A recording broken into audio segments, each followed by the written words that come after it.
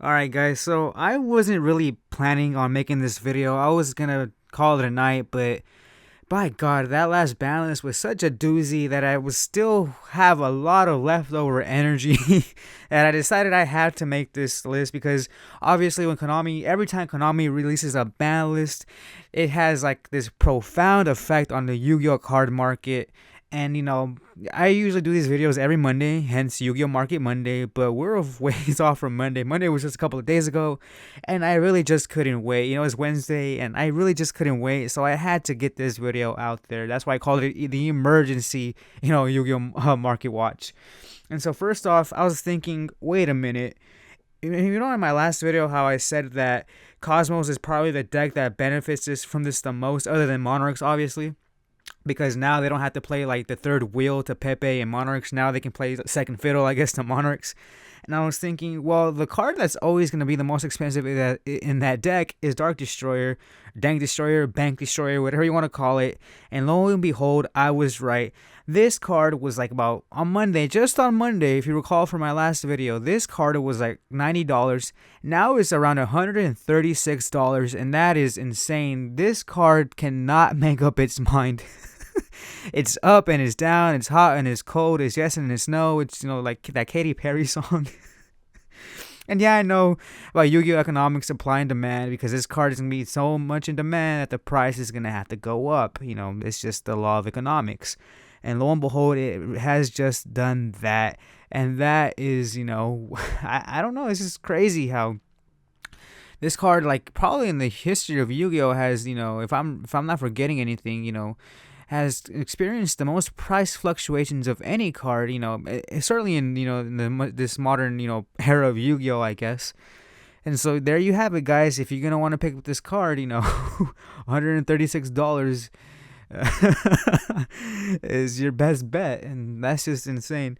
All right, so and then here we take a look at because most of the Pepe cards come from either the structure deck or Bosch, Breakers of Shadow. And here we see, Solemn Strike is still holding steady at $55. No real change in there. Wouldn't expect it to be. But of course, even though Performapal Pendulum Sorcerer was not hit, it was still adversely affected because the rest of the deck got hit. And remember how this card was just a couple of days ago $60, but because of this ban list and because the rest of his buddies got crippled, he is now at a $25 card. That's crazy because wow, it that's insane. Of course, it's not insane because everybody saw this coming. It was ostensibly this card had to, just tank in price. But then again, it's just actually seeing it is what the shocking thing is. It's not shocking that it's happening. It's just shocking that I'm really seeing this happen. It's just crazy. And of course, Cyber Dragon Infinity, since Ptolemaios got banned, and that was like the fastest way to get to this, the most efficient way to get to this, it's now a $28 card, $30 around there. Remember, guys, just a couple of days ago, this card was $45, but because of this list, obviously it had to be taken down a couple of pegs, and that has just happened. So from 45 to around 30. This card, it's gonna, other decks can make it, like the Cyber Dragons and Despots, and I guess Dynamis can make this as well. And there's other ways, and like Heroes, well, not Heroes, not anymore. Of course not Heroes. Why the hell did I say Heroes?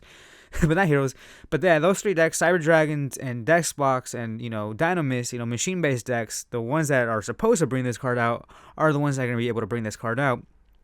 And so yeah, I can see this card just going to $20. Like here, I can see pretty much anyone in the near future. If you give them $20, they'll be glad to fork this over, unless some other deck breaks this. But I doubt it. Who knows? Crazier things have happened in Yu-Gi-Oh. And Rafflesia is still around, a $20, not $18 and $20 card. Nothing really changed from there. Twin Twister. This is the interesting one. It's still pretty much holding steady, like around $10. But I wonder, since Pepe got neutered, will this go down? Will this affect Twin Twisters at all? I don't know. We'll see. So, against other decks, it's okay, but of course it obviously shines against Pepe decks and other back row heavy decks. But it shined against Pendulum decks, obviously, and of course back row heavy decks. But we'll see now that Pepe has been taken out of the equation. or if it has been taken out of the equation, if someone doesn't come along and mix it with something else, we'll see. So this Twin Twister is something that I am definitely gonna keep my eye on, just to see what happens to it. And let's see what else we got here. Ptolemaeus, of course, obviously got banned. Was a $30 card, now a $3 card. That's just sad, man. And it hurts me because I have an ultimate rare one of these, and I should have gotten rid of it. The writing was on the wall. This was eventually gonna get banned, and I should have gotten rid of it some way, somehow. I didn't. That's my fault. I only have myself to blame for this. That's the way the cookie crumbles sometimes. And of course, Lester Pendulum got hit to 1. Was also another $30 card.